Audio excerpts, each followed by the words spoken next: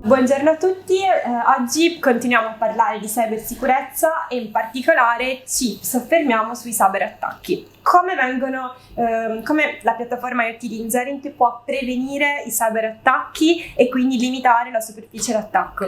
Esatto, è proprio quello che facciamo. Limitare la superficie d'attacco è la miglior prevenzione verso cyberattacchi, perché vuol dire esporre meno punti deboli possibile e quindi limitarli a prescindere. Quindi quello che dicevo nello scorso video, lato identità e lato sicurezza del dato, è quello che poi viene tradotto nelle specifiche tecniche delle nostre schede. Le nostre schede hanno un'intelligenza che è il modulino ZM1, che è un microcontrollore, e già di per sé, essendo un microcontrollore, limita di molto le tipologie di attacco. Non è un computer normale che è sottoposto, a seconda del tipo di sistema operativo, a virus, ma è una scheda microcontrollore che è programmata per fare determinate operazioni. Ok? Quindi già questo è una prima limitazione. La seconda limitazione è sul garantire, come dicevo la volta scorsa, l'identità del dispositivo e l'integrità dei dati.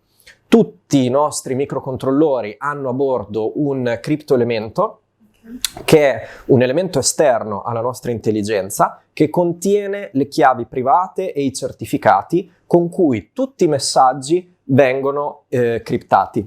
Ok? Quindi l'intelligenza, il modulino ZM1, è ignaro di queste chiavi perché sono contenute in un modulo esterno.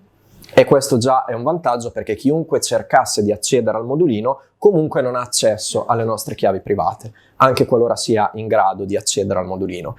E l'altra cosa è che le chiavi private sono contenute all'interno del criptoelemento e ogni scheda ha le sue. Quindi, non essendo condivise all'esterno, questo garantisce l'identità, poiché solo il criptoelemento di quella singola scheda conosce il modo con cui cripta il dato.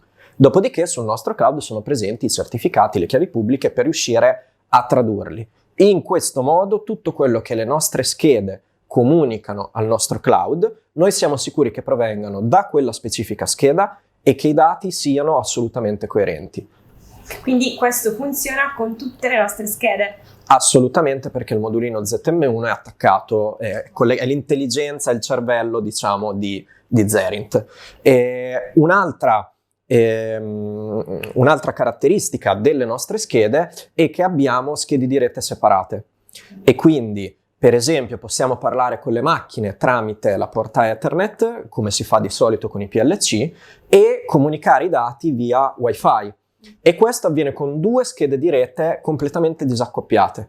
Questo permette di comunicare con il nostro cloud tramite internet e parlare con la sottomacchina con un cavo Ethernet su una sottorete che può non essere collegata a internet. Quindi noi non esponiamo la macchina sulla rete, ma parliamo direttamente noi con il nostro cloud e facciamo da ponte, diciamo, tra una macchina che rimane completamente isolata dalla rete, se non nella sua sottorete locale, e noi che andiamo verso l'esterno. E questo è ancora un ulteriore vantaggio della soluzione. Esattamente, perché dall'esterno non è possibile arrivare fino alla macchina. Bene, grazie mille e grazie a tutti. Nel prossimo video continueremo ad approfondire ulteriormente questo argomento, anche vedendo come la comunicazione avviene con System Integrator o con il cloud, appunto. Grazie, ciao. Grazie a tutti.